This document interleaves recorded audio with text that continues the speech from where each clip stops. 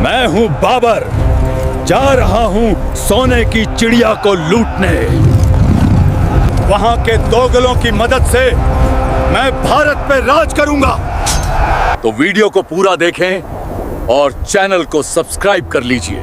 इतिहास की धूल भरी गलियों में कुछ ऐसी कहानियां दफन हैं जिन्होंने न केवल सीमाओं को बदला बल्कि सभ्यताओं के भाग्य को ही नया मोड़ दे दिया। इस महागाथा की शुरुआत होती है मध्य एशिया की उन सर्द वादियों से, जहां पहाड़ों की चोटियां आसमान को छूती थीं। साल था 1494 जब फरगाना की एक छोटी सी रियासत में एक 12 साल के लड़के के सिर पर कांटों भरा ताज रखा गया। उस लड़के का नाम था ज़हीर-उद-दीन मोहम्मद, जिसे दुनिया आज बाबर के नाम से जानती है। बाबर कोई साधारण राजकुमार नहीं था। उसकी रगों में दो महान विजेताओं का रक्त दौड़ रहा था, पिता की ओर से तैमूरलंग और माता की ओर से चंगेज खान। लेकिन विरासत में मिली यह महानता उसके लिए कोई आसान रास्ता नहीं थी। महज 12 साल की उम्र में पिता को खोने के बाद बाबर को अपनों के ही षड्यंत्रों का सामना करना पड़ा। समरकंद, जो उसके पूर्वजों की राजधानी थी और जिसे जीतना उसका सबसे बड़ा सपना था, उसके हाथ से बार बार फिसलता रहा। कई बार तो ऐसा हुआ कि बाबर के पास न रहने को घर था, न सिर छुपाने को कोई किला। वह एक भगोड़े की तरह पहाड़ों में भटकता रहा, लेकिन उसकी आंखों में जलती जीत की मशाल कभी बुझी नहीं।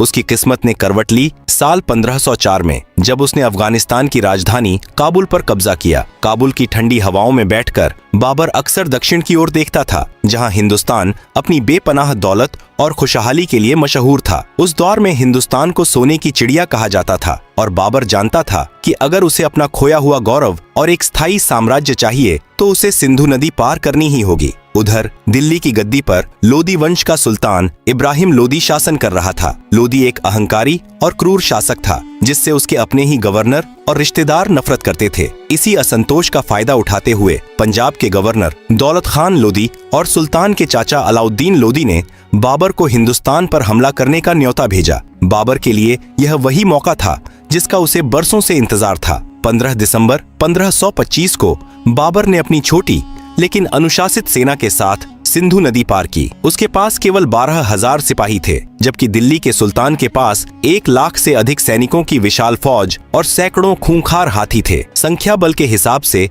यह एक आत्मघाती हमला लग रहा था, लेकिन बाबर के पास दो ऐसी चीजें थीं जो उस समय हिंदुस्तान में किसी के पास नहीं थीं। पहली तुगलमा युद्ध नीति और दूसरी बारूद और तोपें। 21 अप्रैल 1526 की सुबह पानीपत के मैदान में इतिहास का रुख बदलने वाला था। एक तरफ इब्राहिम लोदी की विशाल सेना थी जो समुद्र की तरह फैली हुई थी, और दूसरी तरफ बाबर की छोटी सी टुकड़ी जिसने अपनी रक्षा के लिए बैलगाड़ियों की एक अभेद्य दीवार बना रखी थी। बाबर ने रूमी पद्धति का इस्तेमाल करते हुए अपनी तोपों को गाड़ियों के बीच चमड़े की रस्सियों से बांध दिया था। जैसे ही युद्ध शुरू हुआ, लोदी के हाथियों ने बाबर की सेना की ओर बढ़ना शुरू किया, लेकिन तभी पहली बार हिंदुस्तान की धरती पर तोपों की गड़गड़ाहट गूंजी। तोपों के धमाकों और बारूद की महक ने लोदी के हाथियों में खलबली मचा दी। वे हाथी जो कभी दुश्मन को कुचलने के लिए जाने जाते थे, अब अपनी ही सेना को रौंदने लगे। बाबर के घुड़सवारों ने तुगलमा नीति के तहत लोदी की सेना को दोनों तरफ से घेर लिया। कुछ ही घंटों में पानीपत का मैदान लोदी के सैनिकों के शवों से पट गया। इब्राहिम लोदी युद्ध के मैदान में ही मारा गया और इसी के साथ दिल्ली सल्तनत का अंत हो गया। बाबर की राह इतनी आसान नहीं थी। उसे असली चुनौती राजपूतों के शौर्य से मिली। खानवा के मैदान में राणा सांगा ने मुगलों के छक्के छुड़ा दिए थे। राजपूत योद्धाओं की वीरता देख बाबर की सेना डरी हुई थी। तब बाबर ने धर्म युद्ध का नारा दिया और शराब के प्याले तोड़कर अपनी सेना में जोश भरा। वह युद्ध तकनीकी से ज्यादा मानसिक मजबूती का था। राजपूतों ने अंत तक हार नहीं मानी और साबित किया कि हिंदुस्तानी मिट्टी में वीरता कूट कूट कर भरी है। राजपूतों की वीरता की कहानियां आज भी राजस्थान की हवाओं में गूंजती हैं। राणा सांगा के शरीर पर 80 घाव होने के बावजूद वे मैदान में डटे रहे। बाबर ने अपनी डायरी बाबरनामा में लिखा कि राजपूत मरना जानते हैं पर झुकना नहीं। खानवा की जीत के बाद ही बाबर को एहसास हुआ कि हिंदुस्तान पर राज करने के लिए तलवार से ज्यादा कूटनीति की जरूरत है। इसी युद्ध के बाद उसने गाजी की उपाधि धारण की थी। राजपूतों के अदम्य साहस ने मुगलों को कई सालों तक चैन से सोने नहीं दिया और हर कदम पर उनके लिए चुनौतियां पेश की। इस महान जीत के बाद बाबर ने दिल्ली और आगरा पर अपना अधिकार जमा लिया। उसने जीत में मिले खजाने को काबुल के लोगों और अपने सैनिकों में इस कदर उदारता से बांटा कि उसे कलंदर की उपाधि दी गई। लेकिन भारत की गर्मी और यहाँ के लोगों का विरोध उसके लिए नई चुनौतियां लेकर आने वाला था। बाबर ने महज 4 सालों के शासन में कई युद्ध लड़े, खानवा, चंदेरी और घाघरा। इन सभी में उसने अपनी श्रेष्ठता साबित की। 26 दिसंबर 1530 को मुगल सल्तनत की नींव रखने वाले इस पहले बादशाह की मृत्यु हो गई। बाबर ने अपनी वसीयत में लिखा था कि उसे काबुल की मिट्टी में दफनाया जाए। आज भी उसकी कब्र काबुल के बागे बाबर में मौजूद है। बाबर ने अपने बेटे हुमायूं को एक ऐसा साम्राज्य सौंपा था जो अभी पूरी तरह स्थिर नहीं था, लेकिन जिसकी जड़ें भारतीय उपमहाद्वीप में गहरी जम चुकी थीं। बाबर ने साम्राज्य की नींव तो रख दी थी, लेकिन उसके बेटे हुमायूं के लिए यह विरासत किसी कांटों भरे बिस्तर से कम नहीं थी। हुमायूं किसी एक विद्वान और शांत स्वभाव का व्यक्ति था, जिसे सितारों और भूगोल में गहरी दिलचस्पी थी, लेकिन युद्ध के मैदान में वह अपने पिता जैसी फुर्ती नहीं दिखा पाया। इतिहासकार बताते हैं कि हुमायूं अफीम के नशे का शौकीन था, जो अक्सर उसके फैसलों में बाधा बनता था। साल 1540 में शेर शाह सूरी ने हुमायूं को हराकर भारत से बाहर खदेड़ दिया। 15 सालों तक हुमायूं दर दर भटकता रहा। इसी निर्वासन के दौरान अमरकोट के किले में एक बालक का जन्म हुआ, जिसका नाम रखा गया जलाल उद्दीन मोहम्मद अकबर। हुमायूं ने 1555 में दोबारा दिल्ली जीती, लेकिन उसकी किस्मत ने फिर दगा दिया। साल 1556 में अपने ही पुस्तकालय की सीढ़ियों से पैर फिसलने के कारण उसकी मौत हो गई।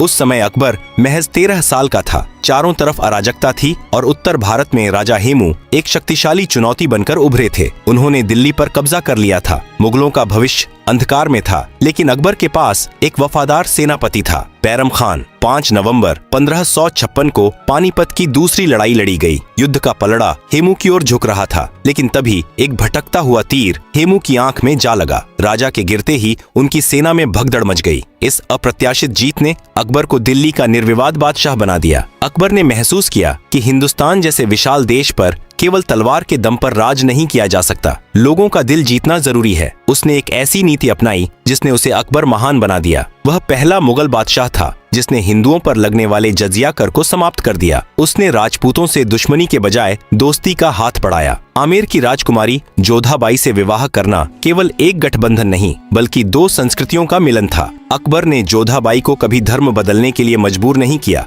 बल्कि उनके लिए महल में मंदिर भी बनवाया। अकबर की वास्तुकला की समझ अद्वितीय थी। उसने दिल्ली से करीब 250 किलोमीटर दूर एक पहाड़ी पर फतेहपुर सीकरी नाम का एक पूरा शहर बसाया। यह शहर शिल्प कला का बेजोड़ नमूना था। वहां अकबर ने बुलंद दरवाजा बनवाया, जो आज भी दुनिया का सबसे ऊंचा प्रवेश द्वार माना जाता है। सीकरी में उसने इबादत खाना बनाया, जहां हर धर्म के विद्वान हिंदू, मुस्लिम, ईसाई, जैन और पारसी बैठकर चर्चा करते थे। इसी मंथन से निकला अकबर का नया धर्म दीन ए इलाही, जिसका मूल मंत्र था सुलह ए कुल, यानी सभी के साथ शांति। लेकिन फतेहपुर सीकरी का अंत बड़ा रहस्यमयी रहा। करीब 15 सालों तक राजधानी रहने के बाद इस भव्य शहर को अचानक छोड़ दिया गया। इतिहासकारों का मानना है कि पानी की भारी कमी के कारण यह जीत का शहर रातों रात वीरान हो गया। आज भी फतेहपुर सीकरी के खंडहर उस दौर के वैभव की गवाही देते हैं। अकबर की सेना अब और भी आधुनिक हो चुकी थी। जहां राजपूत अपनी विशेष स्टील की तलवारों के लिए प्रसिद्ध थे,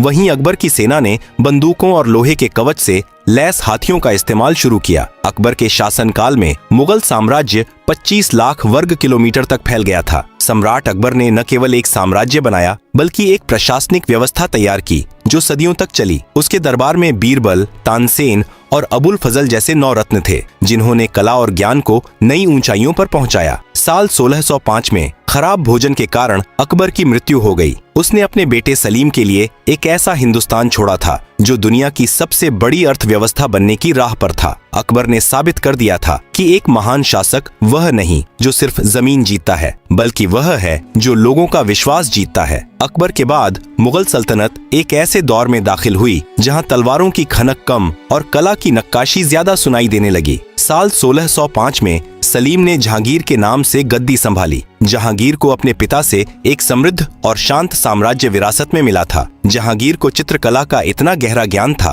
कि वह किसी भी चित्र को देखकर बता सकता था कि आंख किसने बनाई है और हाथ किसने। उसने अपनी आत्मकथा तुजुक ए जहांगीरी में लिखा है कि उसे फूलों और खुशबू से बहुत लगाव था। उसके राज में व्यापार इतना फैला कि सूरत के बंदरगाह पर विदेशी जहाजों का तांता लगा रहता था। जहांगीर के शासन में मुगल तहजीब और शिष्टाचार ने एक नया रूप लिया। दिया, जिसे आज भी लखनऊ और दिल्ली की संस्कृति में महसूस किया जा सकता है। वह न केवल एक शासक था बल्कि एक संवेदनशील लेखक और कला पारखी भी था। जहांगीर को प्रकृति और बागवानी से अगाध प्रेम था। उसने कश्मीर में शालीमार और निशात जैसे खूबसूरत बाग लगवाए। उसके शासन में चित्रकला अपने शिखर पर थी। वह पशु पक्षियों के चित्रों का इतना शौकीन था कि उसने उस्ताद मंसूर जैसे चित्रकारों को संरक्षण दिया। जहांगीर का न्याय केवल इंसानों तक सीमित नहीं था। कहा जाता है कि उसके न्याय की जंजीर को छूने का साहस कोई भी कर सकता था। वह हर रोज घंटों दरबार लगाकर प्रजा की छोटी छोटी समस्याएं सुनता था। वह न्याय का बड़ा पाबंद था। उसने अपने महल की दीवार पर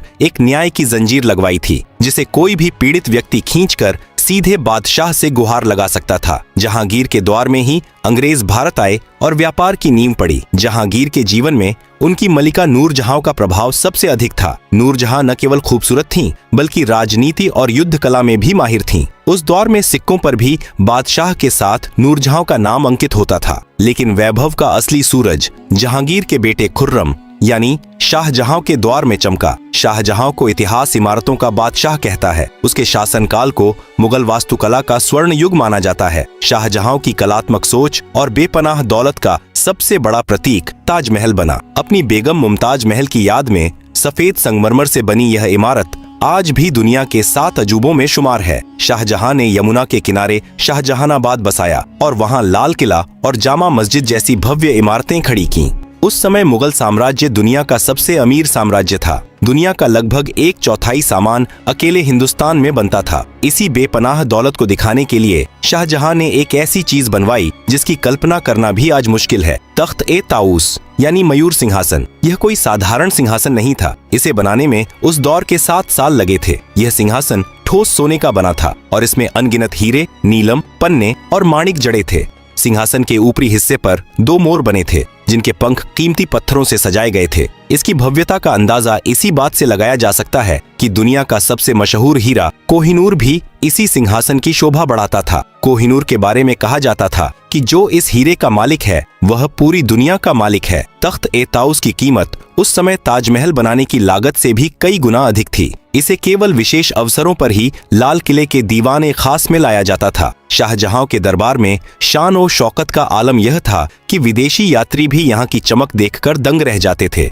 दीवाने खास की दीवारों पर फारसी में लिखा था, अगर धरती पर कहीं स्वर्ग है तो वह यही है, यही है, यही है। लेकिन जहाँ भव्यता अपनी चरम सीमा पर थी, वहीं अंदर ही अंदर साजिशों का जाल भी बुना जा रहा था। शाहजहां जब बूढ़ा होने लगा तो उसके 4 बेटों दारा शिकोह, शुजा, मुराद और औरंगजेब के बीच उत्तराधिकार का खूनी युद्ध शुरू हो गया। दारा शिकोह सबसे बड़ा बेटा था और शाहजहां का चहेता था। वह अपने दादा अकबर की तरह उदार था और सभी धर्मों का सम्मान करता था। उसने ग्रंथों का फारसी में अनुवाद भी करवाया था। लेकिन उसका छोटा भाई औरंगजेब एक कुशल सेनापति और बेहद महत्वाकांक्षी व्यक्ति था। साल 1658 में औरंगजेब ने अपने ही भाइयों को हराकर और अपने पिता शाहजहां को आगरा के किले में कैद करके सत्ता हथिया ली। शाहजहां ने अपने जीवन के अंतिम 8 साल उसी किले की एक कोठरी से ताजमहल को देखते हुए बिताए। वैभव का वह युग अब कट्टरता और युद्धों की ओर मुड़ रहा था। तख्त-ए-ताऊस जिस पर कभी शाहजहां शान से बैठता था,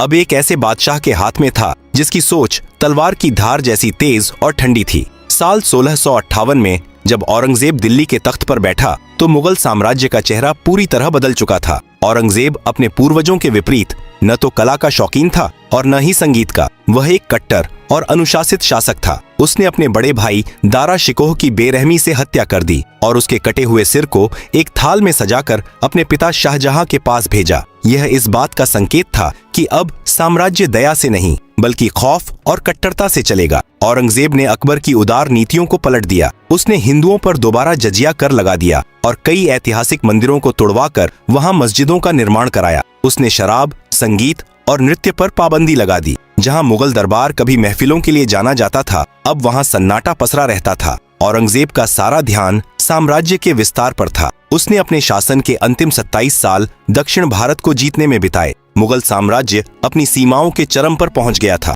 लेकिन इस विस्तार ने खजाने को खाली कर दिया और सेना को थका दिया। यही वह दौर था जब औरंगजेब को हिंदुस्तान की मिट्टी से ही एक महान चुनौती मिली। छत्रपति शिवाजी महाराज। मराठों के उदय ने मुगल सत्ता की चूलें हिला दी। शिवाजी महाराज की छापामार युद्ध नीति का औरंगजेब के पास कोई जवाब नहीं था। औरंगजेब ने शिवाजी को कैद तो किया, लेकिन वे अपनी चतुराई से आगरा के किले से निकल भागे। दक्षिण का यह युद्ध मुगलों के लिए एक ऐसा नासूर बन गया जिसने साम्राज्य की शक्ति सोख ली। 3 मार्च 1707 को औरंगजेब की मृत्यु हो गई और उसकी अंतिम इच्छा के अनुसार उसे औरंगाबाद के पास एक साधारण सी कब्र में दफनाया गया। औरंगजेब के जाते ही मुगल साम्राज्य के बिखरने की शुरुआत हो गई। उसके उत्तराधिकारी कमजोर और अय्याश निकले। साम्राज्य का वह रौब खत्म हो चुका था। साल 1739 में मुगल सल्तनत को सबसे बड़ा झटका लगा जब ईरान के राजा नादिर शाह ने दिल्ली पर हमला किया। नादिर शाह ने न केवल दिल्ली में कत्लेआम मचाया, बल्कि वह मुगलों की आन बान शान तख्त ए ताउस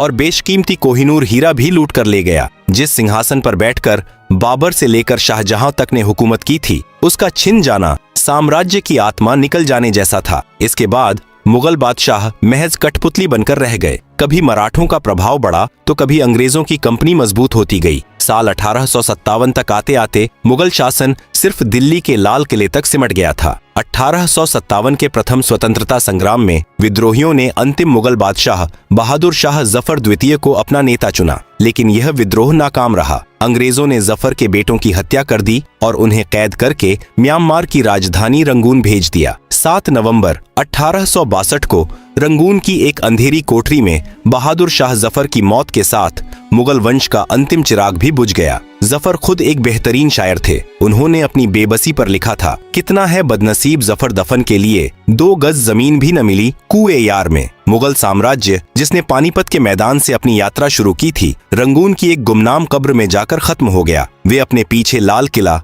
ताजमहल और एक ऐसी संस्कृति छोड़ गए जो आज भी भारत के रग रग में रची बसी है। लेकिन उनकी कहानी हमें यह भी सिखाती है कि कोई भी साम्राज्य, चाहे वह कितना ही विशाल और अमीर क्यों न हो, अगर वह जनता का विश्वास और सहनशीलता खो देता है तो उसका पतन निश्चित है।